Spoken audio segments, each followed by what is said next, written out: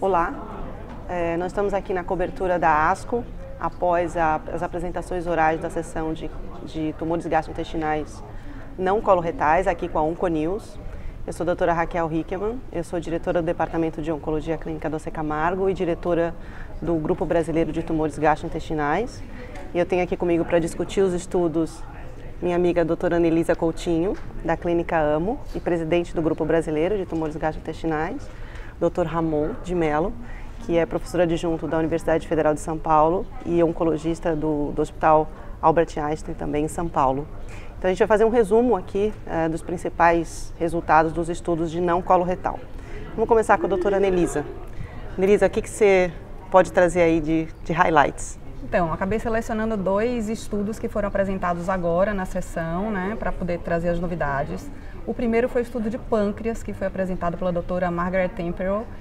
Foi um estudo de adjuvância, né? Como a gente sabe, a gente teve recentemente o estudo positivo do FOLFIRINOX em adjuvância, então era mais do que esperado também saber os resultados desse estudo da doutora Margaret, um estudo de fase 3, randomizado, que randomizou mais de 800 pacientes e dividiu para 2 braços. O braço que recebeu nab-paclitaxel com gencitabina, comparado com o braço somente de gencitabina nos pacientes que tinham sido operados e sem evidência de doença residual, e com um CA 19,9 menor do que 100. Então, assim, pacientes teoricamente mesmo para adjuvância sem doença residual.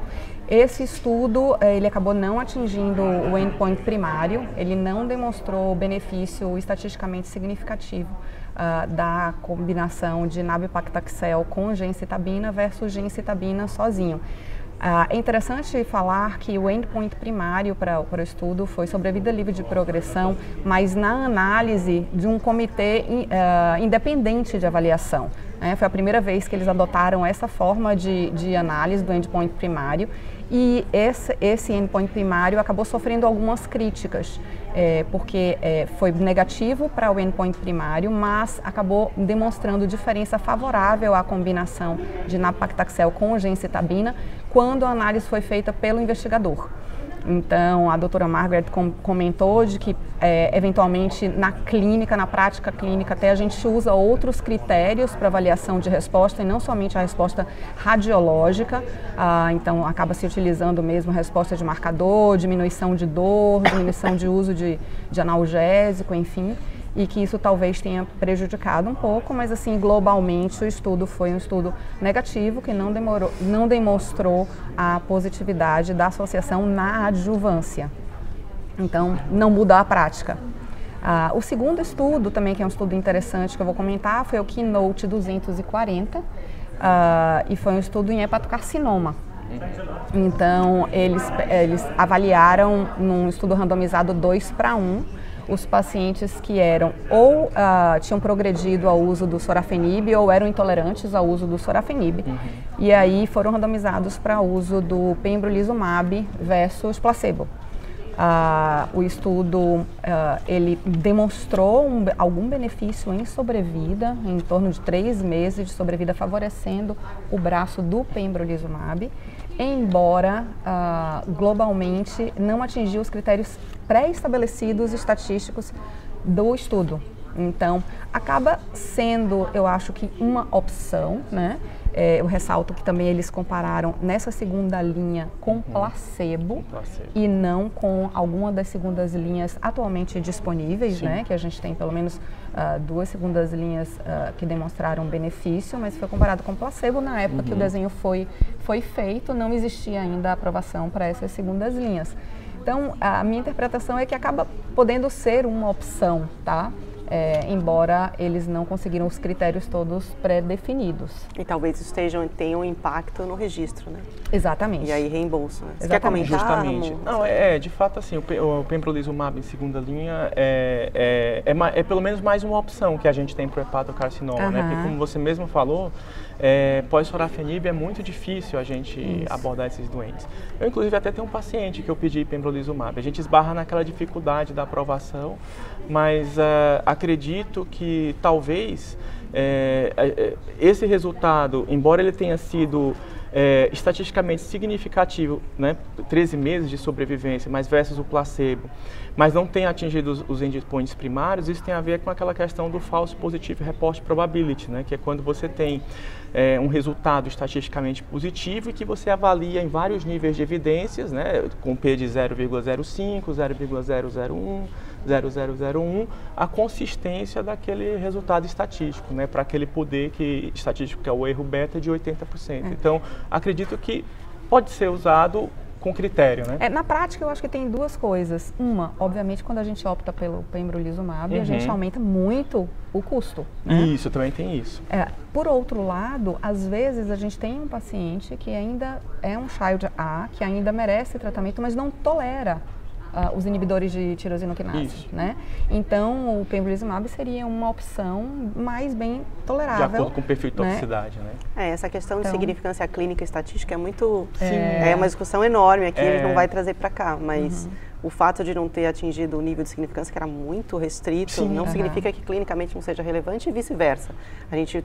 Tem que ter o bom Talvez senso, nem discuta aqui resultados estatisticamente significativos, mas que não são clinicamente relevantes, a gente nem vai trazer para discussão. Com certeza.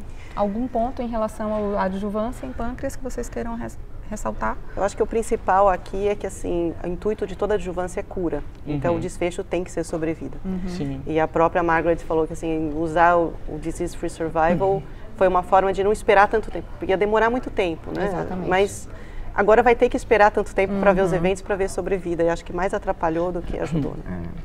Exatamente. É verdade. Ramon, o que você quer trazer de highlights aí do que você assistiu? Olha, Raquel, tem um primeiro estudo que eu queria comentar aqui com o pessoal, que é uma coisa que até vem muito da minha prática clínica, né? A gente tem aquele paciente que chega no nosso consultório e pergunta: doutor, eu vou fazer a quimioterapia e você vai reduzir a dose do meu medicamento. Isso vai afetar ou não vai afetar o controle da doença oncológica? Então, inclusive, o Peter Hall, que é da Universidade de Edimburgo, que é um colega meu, inclusive, onde eu trabalhei com ele um tempo, aqui há alguns anos atrás, liderou um estudo no Reino Unido, acho que com mais de 60 centros, que eles compararam 3 braços, né? Um braço, tanto pacientes tratados com oxaliplatina e capecitabina, com full dose, com dose reduzida para 80% e com dose reduzida para 60%.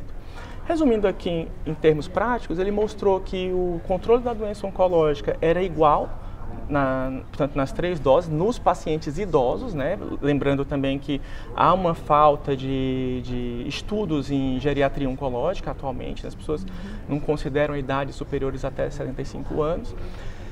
Inclusive, os pacientes fizeram mais ciclos e com melhor qualidade de vida.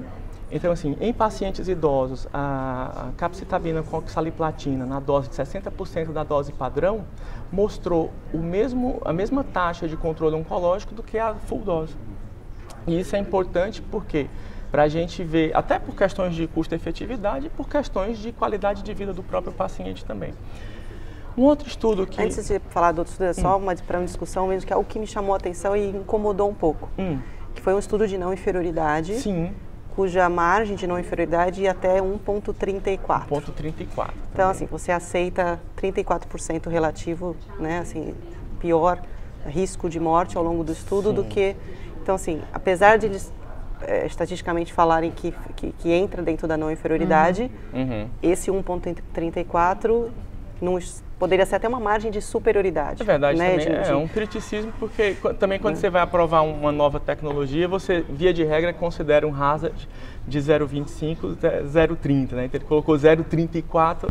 Mas é grande, é uma margem de inferioridade grande. Então, acho que assim, talvez seja melhor do que Best Supportive Care, mas a minha interpretação é que, apesar de ter provado a não inferioridade, me parece que pode ser inferior, sim. De fato, assim, na prática, tem alguns pacientes que realmente a gente opta por... Mas a gente não reduz 60%. Por começar com eu acho dose que 60% reduzida. é bastante, é uma redução muito grande. Eu optaria pelo meu termo, pelo 80%. Eles não mostraram esse dado, né? Sim. Separadinho, né? Agora, falando nisso também de gástrico, a gente tem o Keynote 062, também apresentado pelo José Taberneiro, do Vall d'Hebron, e que avaliou o pembrolizumab em primeira linha no câncer de estômago, né, em diversas situações. Pembrolizumab versus quimioterapia, pembrolizumab versus pembrolizumab com quimioterapia. Um estudo com muita multiplicidade, o que acaba por enfraquecer um pouco a questão da análise estatística.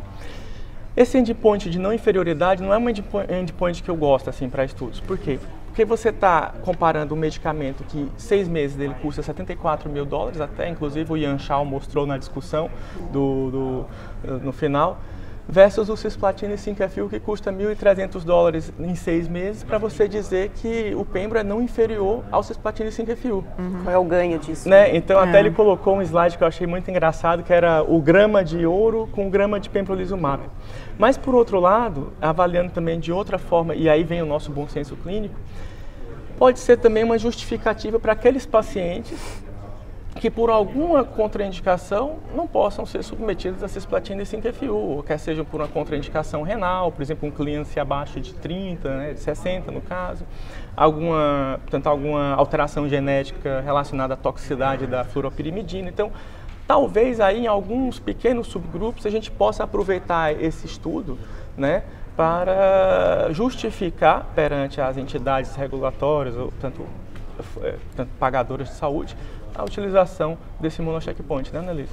Eu acho que, além disso, assim, o aprendizado para esse estudo que foi comentado lá, realmente foi a multiplicidade de dados analisados. Isso atrapalha. Atrapalha bastante. Simplificar é muito mais fácil para a gente poder analisar um dado puro, né? Então, eles fizeram tantas análises em relação a CPS, em relação a químio com químio, sem químio, inferido, talvez né? aquele CPS 10 foi o que ele falou, o Ian Shaw até falou, olha, se a gente pegar um trial para CPS 10 talvez, não seria mais interessante, né? Agora, só para finalizar a questão da imunoterapia, eu queria falar de um outro estudo também, que era o Keynote 181, que não foi apresentado hoje, mas foi agora recentemente, né? A gente não podia deixar de esquecer aqui, que é o pembrolizumab em segunda linha versus quimioterapia no câncer de esôfago, né, na etiologia escamosa, e que mostrou de fato um benefício de sobrevivência, né, pelo menos alguma coisa positiva aqui para o upper GI, né? Então, assim, com uma sobrevivência em torno de 10,3 meses por CPS maior que 10 versus 6,7, né, Raquel?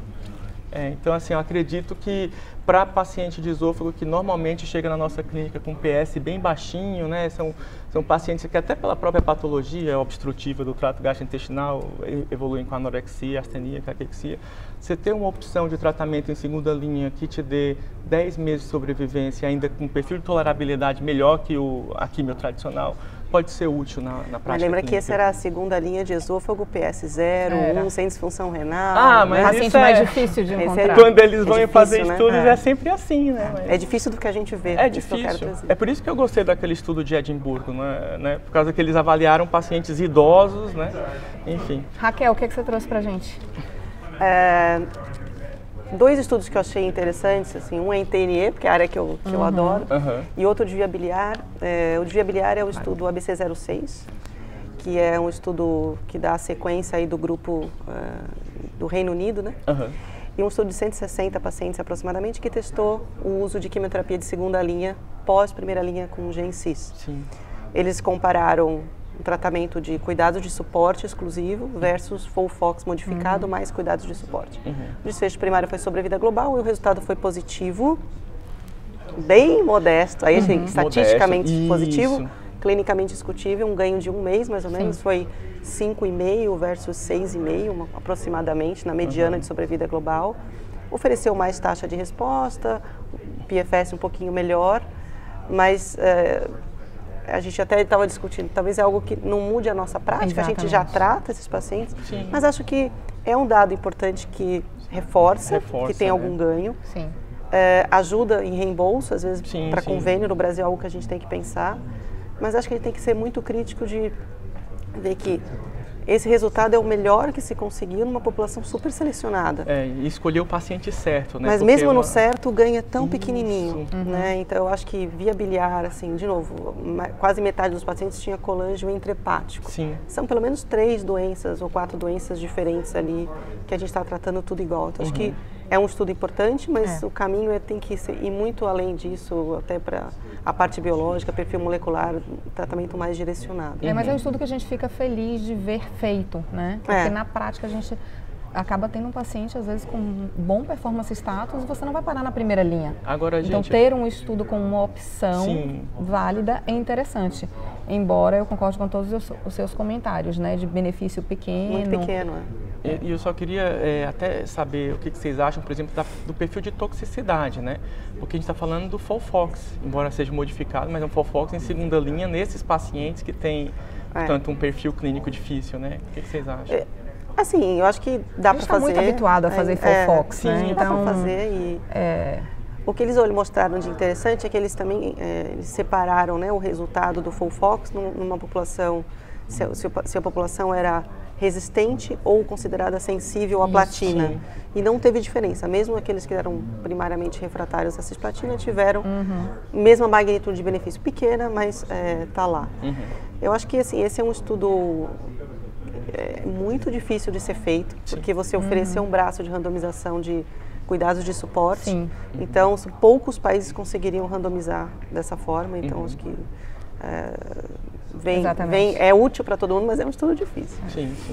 E o outro é um estudo americano randomizado, do grupo colaborativo Alliance de tumor neuroendócrino, onde se testou pazopanib versus placebo em tumor neuroendócrino em progressão, não pancreáticos. Então, aqui incluía basicamente hindgut, foregut e midgut.